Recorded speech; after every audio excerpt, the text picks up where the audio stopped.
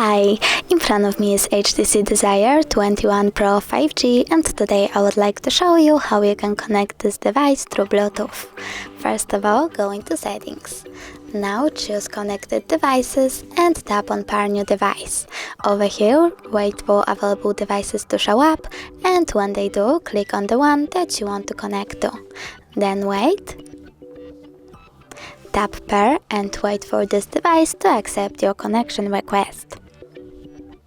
As you can see, my devices were successfully connected, but if you wish to forget this connection, you can always tap on the gear icon next to the device, choose Forget, and tap on Forget Device.